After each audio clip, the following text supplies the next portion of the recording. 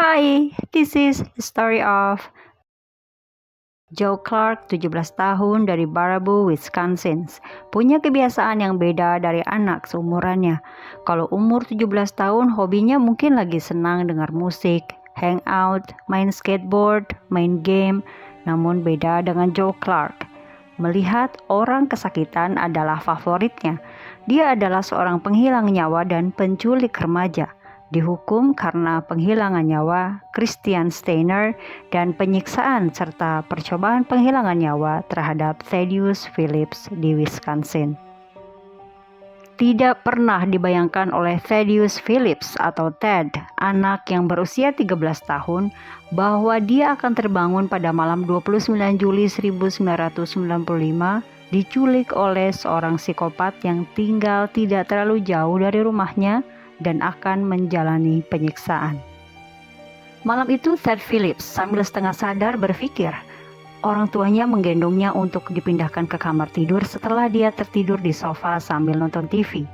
Tapi sepertinya bukan ke kamar dia digendong, melainkan keluar. Lalu Ted dibangunkan sambil diturunkan oleh orang yang tidak dia kenal sama sekali. Di tengah kebingungannya, orang itu meminta Ted berlari bersamanya sambil mengatakan alasannya. Ia mengatakan bahwa ia butuh bantuan untuk membawa mobil untuk pesta yang akan diadakan bersama teman-temannya.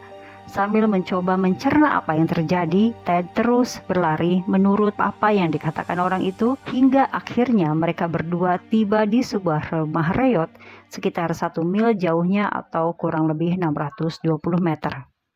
Orang itu lalu memperkenalkan dirinya sebagai Joe tanpa memberitahu nama belakangnya. Dia memaksa Ted masuk ke rumah dan menggiring Ted ke lantai 2 ke sebuah kamar.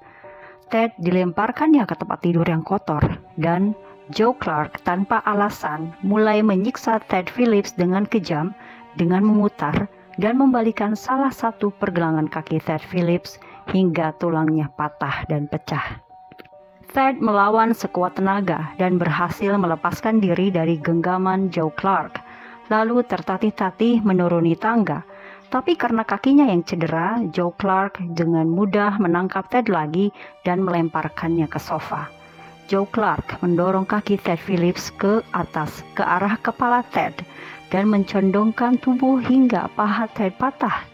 Penyiksaan berlanjut hingga malam. Setelah itu, Joe membalut kaki Ted Phillips yang hancur dengan gips kaus kaki kasar dan perban yang kuat. Setelah itu, Joe Clark meninggalkan Ted Phillips sendirian di tempat tidur, sementara dia keluar. Dia yakin Ted Phillips tidak akan mampu melarikan diri karena sudah ia lumpuhkan. Setelah serangan awal mematahkan kaki Ted Phillips di dekat pergelangan kaki, Ted sempat hampir berhasil melarikan diri. Dengan kondisi kaki tak berbentuk tulangnya, dia merayap ke lantai bawah. Tapi Ted ketahuan Joe Clark. Joe tanpa ampun melempar Ted ke sofa di lantai bawah. Ted sempat berkata kepada Clark bahwa dia tidak akan memberitahu siapapun tentang apa yang telah terjadi. Dan dia berjanji akan mengatakan kepada orang-orang bahwa ia tersandung meja. Tapi Joe Clark tidak bodoh. Dia bilang tidak ada seorang pun yang akan mempercayai cedera separah ini hanya karena tersandung. Ted Phillips kemudian mencoba berunding dengan Clark, menanyakan mengapa dia melakukan hal ini. Joe Clark berkata, dia menikmati suara dan sensasi tulang patah sesuai keinginannya. Dia bahkan pernah berkata bahwa ia pernah melakukan hal ini sebelumnya. Walaupun sakit, Ted pantang menyerah. Saat Joe tidak ada di rumah, dengan merangkak menyeret kaki dirinya menuruni tangga, dia berhasil masuk ke dapur. Namun, Joe Clark ternyata datang dengan seorang gadis. Mereka duduk-duduk di sofa tanpa menyadari bahwa Ted Phillips berbaring di kamar sebelahnya. Sayangnya, ketika teman perempuan Joe Clark pergi dari rumah itu, si pemuda sadis menemukan Ted Phillips tergeletak di dapur dan langsung tanpa ampun menyeret Ted Phillips ke atas lagi dan melanjutkan siksaan brutal untuk pertama kalinya. Ia mengancam akan membunuh meskipun itu tentu saja mungkin merupakan niat utamanya selama ini. Joe Clark memperlakukan Ted Phillips dengan buruk sebagai cara untuk mengatasi rasa frustasinya sehari-hari. Selama Ted Phillips disekap, dia menjadi pelampiasan amarah Joe. Pada saat mobil Joe Clark tidak dapat dinyalakan, dia memutar kaki Ted Phillips hingga patah, lalu mematahkan lutut anak laki-laki itu. Bahkan melompat ke dadanya seakan Ted Phillips adalah bantal empuk atau mainan wrestling baginya. Ketika Ted Phillips mencoba melawan dan melarikan diri, siksaan yang diterimanya semakin brutal. Joe Clark juga menutupi wajah Ted dengan bantal hingga Ted tersedak dan merasa tercekik. Kalau sifat sadisnya sedang tidak muncul, Joe bisa berbicara dengan normal kepada Ted seakan tidak ada yang terjadi, tidak ada penyiksaan yang sudah dilakukan. Bahkan Joe mengobrol dengan Ted bahwa ia sudah melakukan ini sebelumnya 2 kali dan menyebutkan beberapa nama. Pada malam hari tanggal 30 Juli 1995, Joe Clark kembali meninggalkan rumah. Tetapi kali ini Joe Clark mengunci Ted Phillips yang babak belur itu di lemari kamar tidur sebelum dia pergi. Di dalam lemari yang gelap, Ted terus berpikir ia ingin bisa melarikan diri dari psikopat sialan. Sambil meraba-raba dengan kegelapan di lemari, Ted Phillips menemukan gitar listrik tua yang berat dan memukul pintu lemari dengan gitar listrik tua itu. Dan untungnya pintu lemari itu terbuka. Ted Phillips yang dehidrasi dan kakinya yang tidak berdaya mengumpulkan semangat dan tenaga yang tersisa. Perlahan menyeret dirinya merangkak menuruni tangga lagi. Ted Phillips sampai pingsan berulang kali saat percobaan pelariannya kali ini karena rasa sakit dan kelelahan, sampai dia akhirnya mencapai telepon dapur dan berhasil menggoyangkan kabelnya sampai gagang telepon terlepas dari pengaitnya. Dia kemudian menghubungi 911 dan menjelaskan lokasi dan kondisinya pada petugas operator yang terkejut. Okay, the officers are there. Hold on, stay on with me though, okay? Wait! Dad? We're here. Wait, anybody else there with you? Nope, just me. Sorry, sorry. I'm here. Okay, great. Get the ambulance going. She's going. Petugas dengan cepat datang ke rumah Joe Clark dan menyelamatkan Ted Phillips. Ted Phillips telah ditahan selama sekitar 43 jam dan mengalami patah tulang di kedua kakinya yang memerlukan beberapa kali operasi selama bertahun-tahun dan mengakibatkan Ted Phillips pincang permanen. Tak lama kemudian, Joe Clark ditangkap. Ted Phillips membocorkan tentang pengakuan Joe yang sudah menyiksa dan membunuh 2 anak lain sebelum dirinya. Ted sempat lupa nama korban yang pernah Joe Clark sebutkan dan akhirnya hanya bisa mengingat 1 nama setelah ayahnya mulai menyebutkan nama-nama di buku telepon, dan begitu ia menyebutkan salah satu nama, dia tahu bahwa itulah orangnya, yaitu Chris Steiner. Namanya Chris Steiner, seorang remaja berusia 14 tahun, di mana pada 4 Juli 1994, Chris dilaporkan hilang dari rumahnya di Baraboo, Wisconsin. Chris bukan tipe anak yang suka kabur-kaburan. Ketika polisi tiba, terlihat dengan jelas tanda-tanda penculikan. Jendela kamar tidur Chris Steiner telah terbuka, jejak kaki berlumpur terlihat jelas di karpet, dan pintu teras ditemukan tidak terkunci. Yang keluarga dan polisi tidak ketahui bahwa Chris telah diculik oleh Joe Clark dan disekap selama 5 hari. Selama penahanan, Chris disiksa dengan dislokasi sendi yang berulang-ulang di kaki dan telapak kakinya.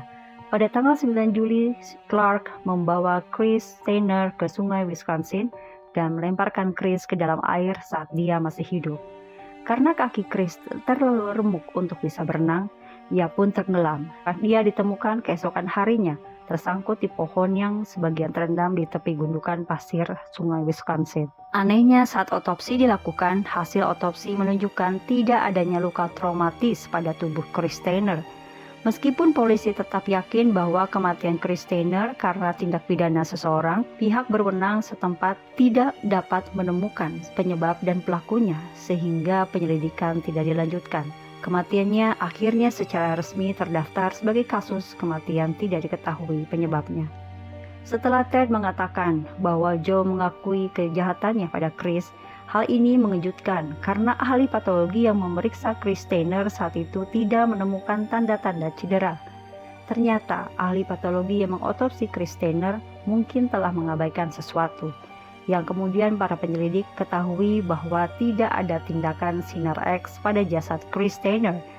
sehingga kasus misterius dan tubuhnya membengkak saat itu diindikasikan karena terendam dalam air. Karena kematian Chris Steiner tanpa petunjuk atau petunjuk yang jelas tentang apa yang terjadi, kasus Chris Steiner menjadi dingin. Setelah pengakuan Ted, maka untuk mengakui pasti penyebab kematian Chris Steiner, polisi kemudian menggali jenazah Chris Steiner untuk pemeriksaan lebih teliti. Hasilnya, ahli patologi forensik mengidentifikasi 4 patah tulang terpisah di kaki Chris Steiner.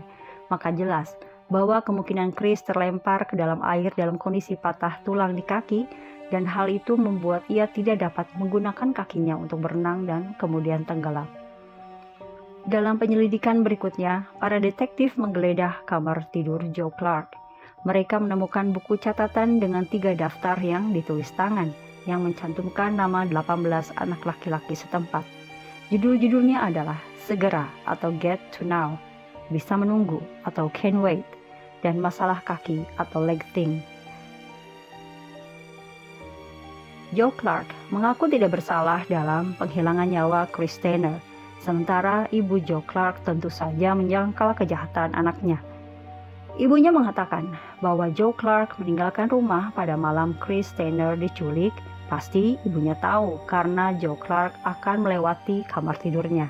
Namun terbukti bahwa ibunya tidur sangat lelap dan Joe Clark berhasil menyelinap melewatinya. Pada tanggal 7 September 1995, Joe Clark diadili sebagai orang dewasa.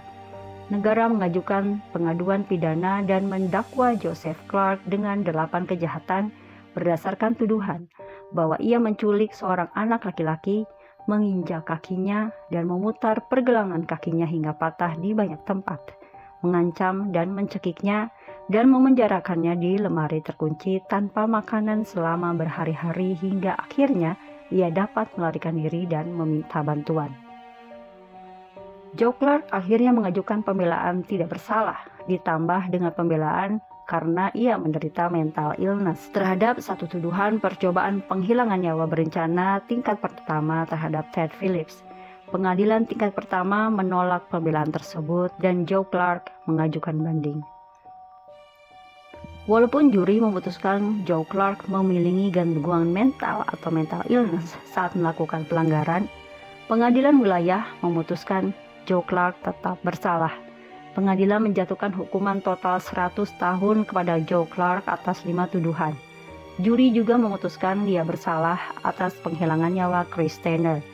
Untuk kasus Chris Steiner, Joe Clark memilih untuk mengaku tidak bersalah, meskipun hasil otopsi ulang jenazah Chris Steiner telah mengungkapkan bahwa ia menderita cedera pada pergelangan kakinya yang sama dengan yang dialami Ted Phillips. Kesaksian orang tua Joe Clark bahwa putra mereka sedang tidur di kamarnya pada malam penghilangan nyawa itu tidak dapat diterima oleh saksi lain. Saksi mengatakan bahwa Joe Clark secara teratur menyelinap keluar rumah melalui jendela lantai atas. Kesaksian mantan napi remaja juga memberatkan Joe Clark. Dia mengatakan Joe Clark telah mengakui kepadanya bahwa ia telah menghilangkan nyawa seorang anak laki-laki dan meletakkan jasadnya di atas pohon. Semua mengatakan bahwa jelas kalau Joe Clark telah menghilangkan nyawa Chris Steiner pada tanggal 7 November 1994. Namun sebelum persidangan, tetangga Joe yang bernama Michael Hibbs yang berusia 15 tahun pergi ke rumah Ted dan menembak Ted 2 kali di bagian punggung dengan senapan berburu. Michael dan Joe diduga berteman dan Michael kesal dengan hasil persidangan pertama dan ingin membalas dendam kepada Ted Phillips. Penderitaan Ted masih belum selesai, namun dia berhasil selamat dan menghadiri persidangan kedua, di mana Joe Clark dinyatakan bersalah dan dijatuhi hukuman seumur hidup dengan tambahan 50 tahun penjara. Keluarga Ted Phillips berhasil memenangkan gugatan sebesar 21 juta US dollar, tetapi Ted Phillips dan keluarganya mengaku tidak pernah menerima sepeser pun. Mengetahui itu, teman Ted Phillips yang bernama Olga Johnson dan suaminya membuat halaman GoFundMe atas nama Ted untuk membayar tagihan medisnya. Warga Baraboo, Wisconsin bisa berbahagia dan tenang karena akhirnya Joe Clark ditangkap dan diadili. Joe Clark adalah jagal yang menargetkan remaja laki-laki Caucasian dari kota yang lebih muda dari dirinya. Dia menculik mereka dengan cara menggendong mereka dari rumah, anak disekap dan dilumpuhkan demi kesenangan sekaligus kenyamanan Joe Clark yang luar biasa aneh. Joe Clark akan menyiksa tawanannya hanya karena sedang kesal atau karena pembalasan dendam ketika mereka mencoba melarikan diri. Tindakan Joe tidak dapat dibenarkan dengan alasan apapun. Bahkan alasan bahwa ibu kandungnya adalah pengguna narkoba berat selama masa ia mengandung Joe yang kemungkinan membuat kerusakan perkembangan pada otak Joe sehingga membuatnya bertindak tidak rasional. Dan alasan lainnya adalah karena cedera kepala akibat kecelakaan mengendarai sepeda motor trail yang dialami Joe pada usia 15 tahun yang menyebabkan hematoma subdural dan kehilangan ingatan selama 4 hari setelah kecelakaan pun alasan ini tidak dapat diterima. Semoga Joe benar-benar merenungi kesalahannya dan menyesali perbuatannya.